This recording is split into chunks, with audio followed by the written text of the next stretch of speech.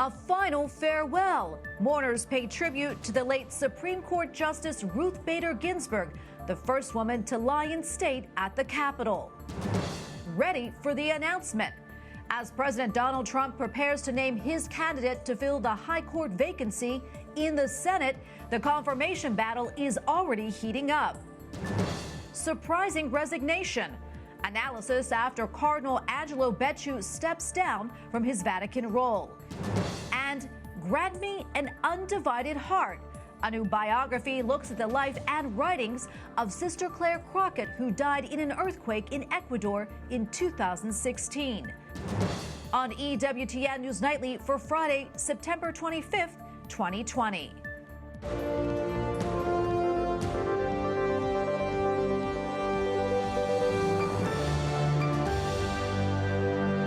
Good evening. Thanks for joining us tonight. I'm Tracy Sable. A final honor for Supreme Court Justice Ruth Bader Ginsburg, who died last Friday. Today, she became the first woman to lie in state in the U.S. Capitol. Forward, march. On. Among those paying respects were Democratic presidential candidate Joe Biden and his wife, Dr. Jill Biden. Justice Ginsburg is the first Jewish American to lie in state in the Capitol. Tomorrow night, President Donald Trump announces his pick for the high court. Meanwhile, today, it is all about the campaign trail ahead of next week's first presidential debate. Today, the president visited Florida for a Latinos for Trump event and has been pushing his America First health care plan. His opponent, Joe Biden, and running mate Kamala Harris were at the Capitol. White House correspondent Owen Jensen reports. Owen? Tracy, President Donald Trump needs Florida to win the election, and getting the Latino vote there, of course, would be huge. And today in Doral, he got some big cheers. President Donald Trump hot on the campaign trail, speaking at a roundtable of Latino business owners and entrepreneurs who spoke of their success stories in America. But I'm thrilled to be back at Doral with so many patriotic Americans who are part of our extraordinary national movement, and that's Latinos for Trump. While highlighting his accomplishments for the Latino community, he tore into Democratic rival Joe Biden. When he was vice president, he met with Venezuelan dictator Maduro and showered him. And the president drew this contrast with the Democratic presidential nominee. I've achieved more for Hispanic Americans in 47 months than Joe Biden has achieved in 47 years. Meanwhile, the former vice president and his wife Jill, along with vice presidential running mate Kamala Harris, all visiting the U.S. Capitol today, where the late Supreme Court Justice Ruth Bader Ginsburg is lying in state. And in North Carolina last night, the president pushed his America First health care plan. Under my plan, 33 million Medicare beneficiaries will soon receive a card in the mail containing $200 that they can use to help pay for prescription drugs. Earlier today, I spoke with Seema Verma, who heads up the Centers for Medicare and Medicaid Services, who told me the America First health care plan is all about empowering. The president wants to empower patients and put them in charge of their health care, so taking away the power from health insurance companies, drug companies, hospital monopolies, and empowering patients so they're in control of their health care. Meanwhile, President Trump was also in Atlanta today for a Black Economic Empowerment event. He'll be in Virginia tonight for a rally, and of course tomorrow is an historic day here at the White House. Tracy? All right, thank you. White House correspondent Owen Jensen reporting for us tonight. House Democrats intend to introduce a bill next week aimed at limiting the terms for future Supreme Court justices to a maximum of 18 years instead of a lifetime appointment. Capitol Hill correspondent Eric Rosales reports. Eric?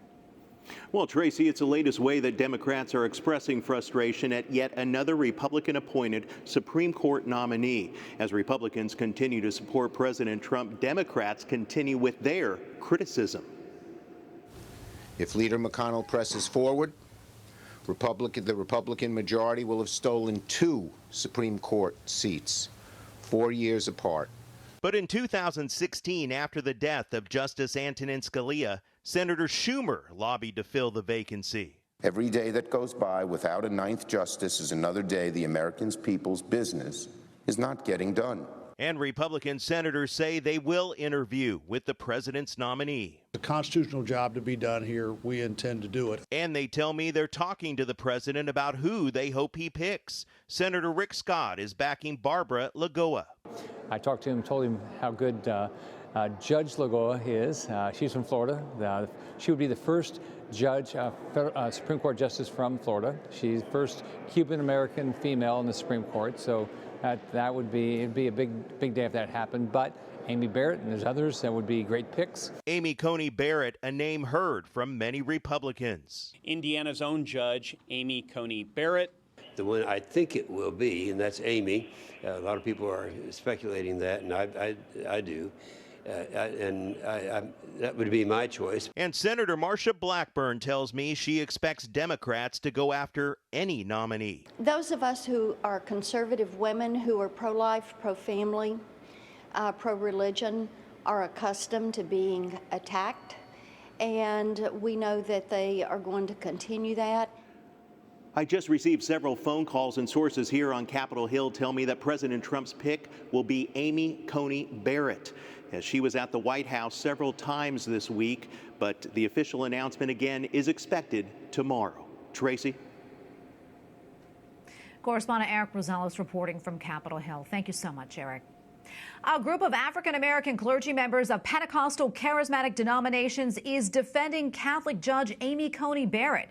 In a letter, they say in part, quote, "As Black Christians, we will not stand by in silence as our sister in the faith is persecuted for the political crime of her beliefs. Attacks on her Christian beliefs and her membership in a charismatic Christian community reflect rank religious bigotry that has no legitimate place in our political debates or public life."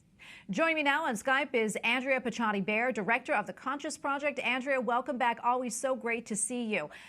Let's start with the topic of faith as it relates to this Supreme Court nomination. Judge Amy Coney Barrett has been mentioned, as the top contender to fill Justice Ruth Bader Ginsburg's seat. But it seems we're hearing a lot, if not more, about her Catholic faith than her professional qualifications. What's your reaction to that, and what do you make of it? Well, Tracy, that's very interesting. I think first it's important to just know that Amy Coney Barrett is profoundly qualified for the position that she may be nominated for tomorrow. And just proof in the pudding is what she's done both as an academic and as a sitting judge on the Seventh Circuit. What's really a great opportunity is to talk about the ability of people of faith to continue to serve the public and live out their faith consistent with their duties and their obligations. And Judge Barrett is a perfect example of someone who's stayed in her lane as a judge and has adopted incredible skills consistent with a judge that she had worked for, Justice Scalia, before. Andrea, what do you think that she would bring to the table as far as the High Court? Well, I think first off is what I mentioned before, her profound commitment to concepts of originalism and textualism. And that's basically interpreting the Constitution the way that the founders intended and looking at our federal laws the way that they're written, applying the meaning as it's ordinarily understood of the words in our laws. So I think that that's the first really important part of what she brings to the table if she's selected to be on the bench.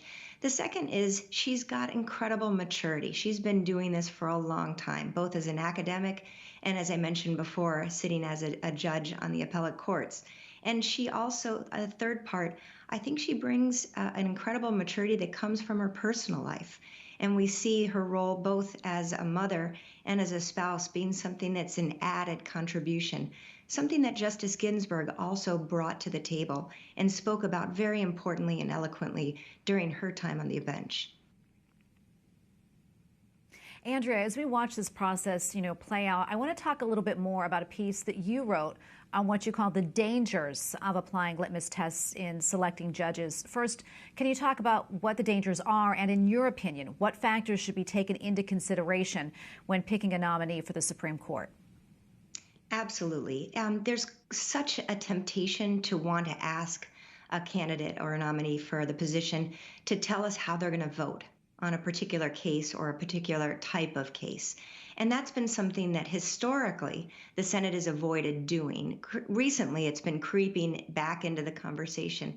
But if we look at the history, especially recent history of the court, if we were to apply a litmus test, for example, on abortion, we would exclude great defenders of life like Justice Clarence Thomas and include some of the justices that were on some of the majority opinions that continued to extend recognizing a putative constitutional right to an abortion. So litmus tests, just as a practical matter, don't work. And also, we need to think long game here. There are a number of issues that are going to be facing the courts in the coming years, and the best bet that we have is to get a justice on there who's going to be faithful to the Constitution, faithful to the intentions of the writers of our federal laws, and really understand the role of a judge and the separation of powers between the legislative and the judicial branches. Well, Andrea, thank you so much for coming on. We really appreciate your analysis. Andrea Pachani-Bear, director of the Conscious Project. Thank you again. Thank you, Tracy. Coming up, analysis of the resignation of a top Vatican official.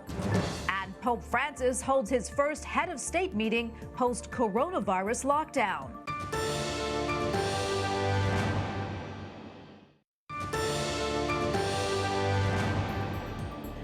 Pope Francis met Poland's president today at the Vatican. It was the Holy Father's first meeting with a head of state since the coronavirus lockdown ended.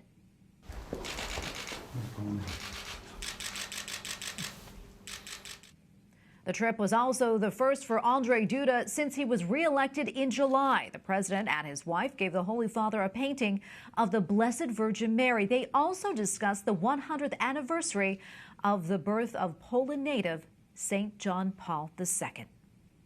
One day after resigning from the office and the rights of cardinals, Cardinal Becciu denies any wrongdoing and says he has a clean conscience. Speaking to journalists today in Rome, Cardinal Becciu called his downfall, quote, surreal. The former number 2 ranking official in the Vatican Secretary of State has been connected to an ongoing investigation of financial impropriety at the Secretariat. Joining me now for more on this story is Edward Condon, D.C. Bureau Chief for Catholic News Agency and a canon lawyer. Ed, thanks for coming on. Great to see you. So Cardinal Becciu says that Pope Francis asked him to step down, saying he no longer had confidence in him. What led to this, and what do we know about his management of the Vatican's finances? Well, we don't know officially why he was asked to step down by Pope Francis. There was no official comment released by the Vatican when they announced the resignation. But it seems fairly clear to everyone, I think, that this is linked to the ongoing series of Vatican financial scandals, which Cardinal Becciu has found himself at the center of. I think at this point it's fair to say that those two things are not just plausibly linked, but almost certainly cause and effect.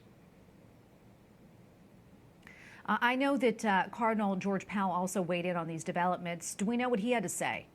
Yes, Cardinal Pell offered his thanks and congratulations to Pope Francis on hearing the news of Cardinal Becciu's resignation. He and Cardinal Becciu had, I think it'd be fair to say, a sometimes difficult working relationship when Cardinal Pell was in charge of reforming the Vatican finances, and then Archbishop Becciu was the number 2 at the Secretariat of State. They clashed over things like an audit of Vatican finances, the ways in which accounts were kept, and budget sheets were presented for in-house accounting, things like that. Cardinal Pell said that Pope Francis has played a long game, he called it, on cleaning up curial finances, and he offered the Pope his encouragement and said he'd hope that this will continue. Ed, can you explain to us what it means for Cardinal Becciu to have resigned from the rights extended to members of the College of Cardinals and what exactly that covers? Well, it's a very unusual move. It's only happened, so far as I'm aware, on one other occasion. Cardinal Keith O'Brien of Edinburgh resigned the rights of a cardinal some years ago following accusations of sexual misconduct. But it means that Cardinal Becciu keeps the red hat, he keeps the title His Eminence, but he loses all of the privileges associated with that office. Some of these are sacramental and liturgical, the ways and times in which he can say Mass and some of the other sacraments. Most powerfully, and the one perhaps best known, is the right to participate in a conclave to elect a pope. But I think also crucially, in canon law, cardinals have the right to be tried and judged by the Pope alone in cases where they may face trial. And of course, Cardinal Becciu has now waived that right or resigned it. paving the way for him to face possible charges in a Vatican City State tribunal. Ed, has there been any other further word from the Vatican about the situation? No, the Vatican haven't released any further details. I think that's the sort of thing it's going to be a case of wait and see. We know that the investigation into various overlapping financial scandals which have touched Cardinal Becciu in recent years have been ongoing. We've seen periodic updates from Vatican prosecutors and investigators. We've heard notice of different people in different offices around the Curia being raided, suspended, interrogated, and we've really seen a progression of these events moving, if you like, up the food chain in Becciu's old department. So I think this is perhaps not the end of a process, but the beginning of the opening of a new stage in these inquiries. Ed, thanks so much for coming on and talking with us about it. We really appreciate it. Edward Condon, D.C. Bureau Chief for Catholic News Agency. Thanks again, Ed. Always a pleasure. Up next, a sainthood cause is being considered for one of the co-founders of the University of Michigan. We'll explain. And the life and spiritual writings of a young religious sister who died in an earthquake 4 years ago.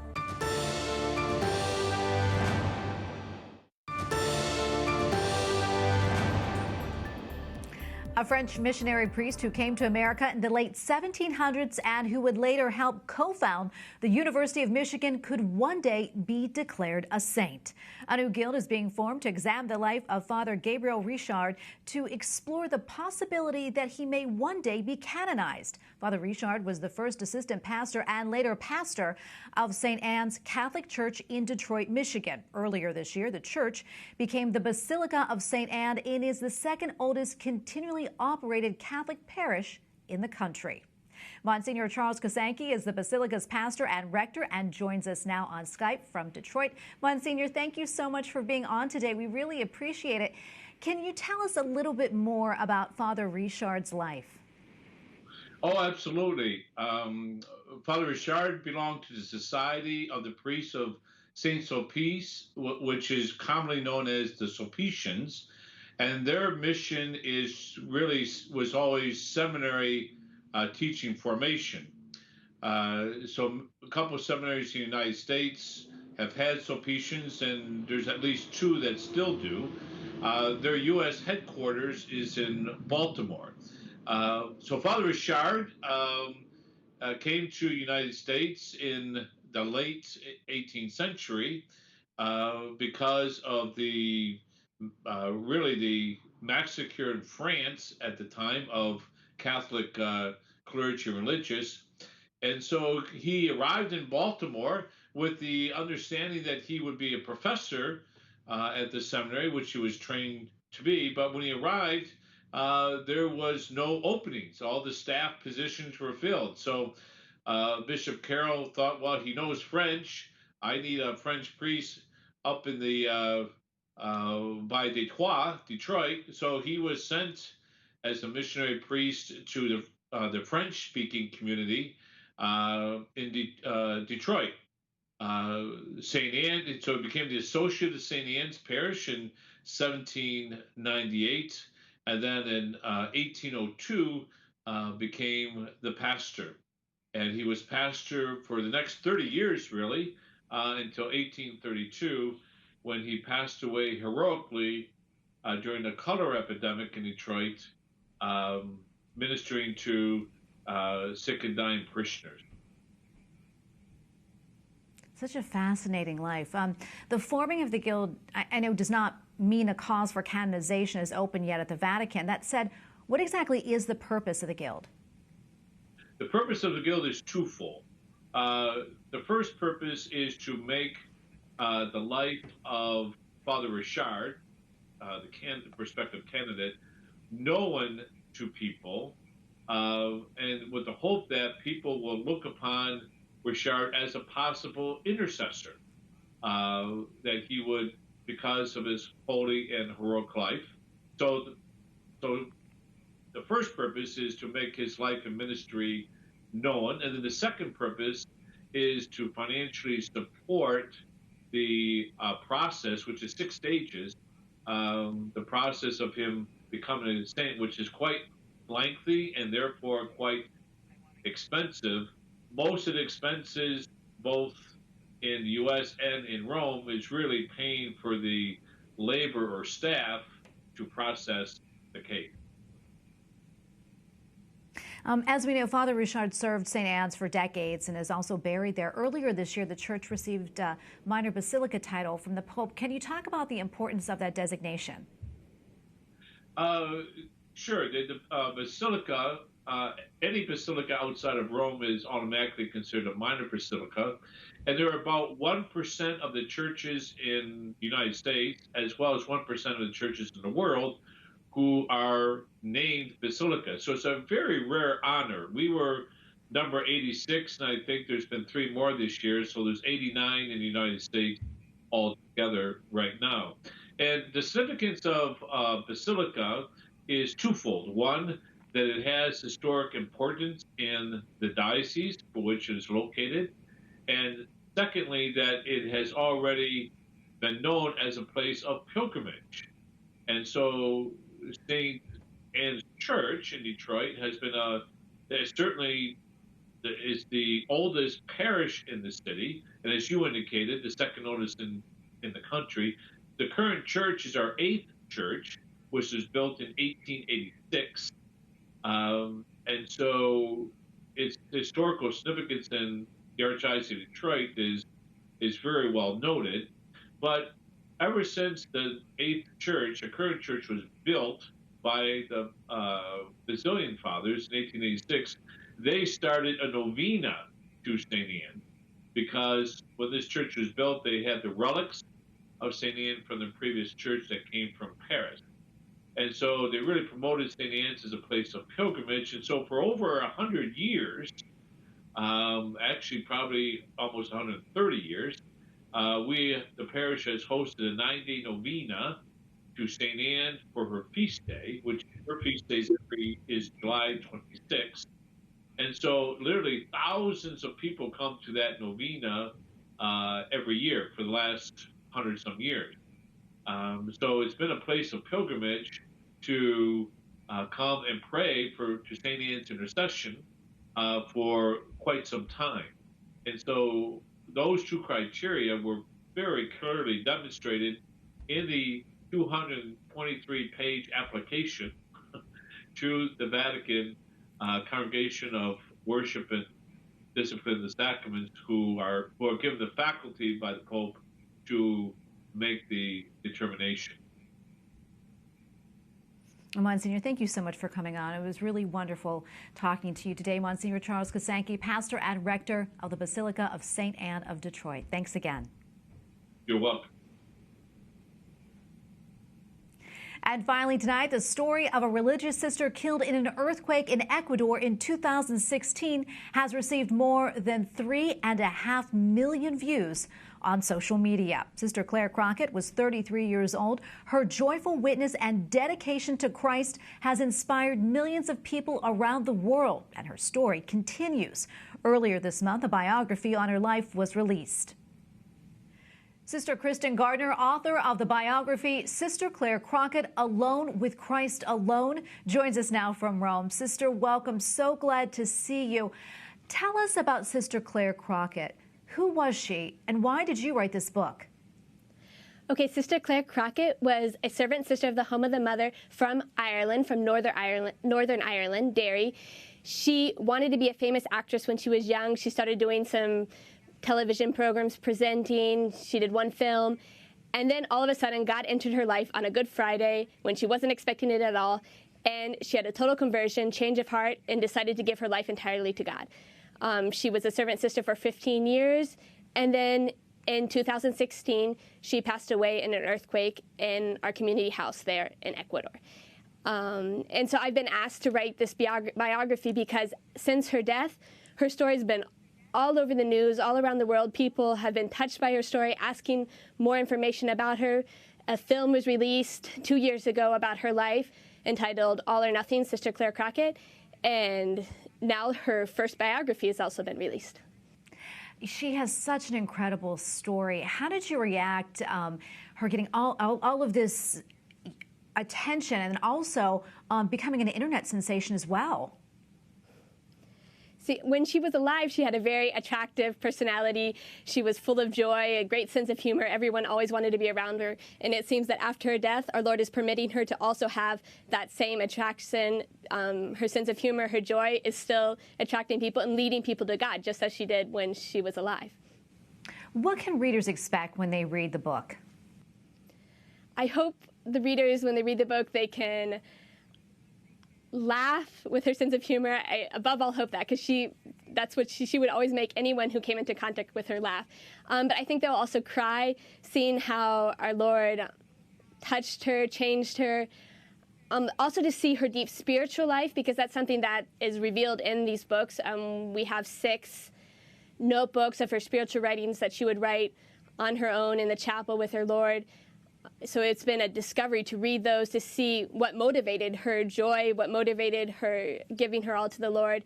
And so I really hope that this will touch readers and also help them to have something that will encourage them also to give everything to God. Each, whether you're married, a priest, religious, at all different states of life, I hope that she has a message for each and every person to give their all totally to the Lord, keeping nothing back. Sister, I'm wondering, what was your experience like writing this book? And also, do you have any memories of Sister Clare? Okay, I was a candidate and a novice with her. So we entered the community about the same time. We lived many years together. And then we'd see each other every so often in the summers or when we get together to do our yearly retreat. And I'd say writing the book, it was as if I spent 1.5 years writing the book. The last 5 months have been more intense. I was spending all day working on it, but it was a constant experience of having her right next to me. It was almost, I was like, Sister Clare, okay, now I'm going to go to the chapel and be with the Lord. Like, leave me alone right now so I can be with him. But also at the same time, seeing her union with the Lord, her relationship with him, helped me also to grow in my own relationship with our Lord. And for example, one little thing was to discover the importance she gave to the sacrament of confession, for example, asking God forgiveness. That really was an examination of conscience for myself to see. Just all little things in her own life helped me to reflect on my own life. It's been a very intense 1.5 years, I'd say.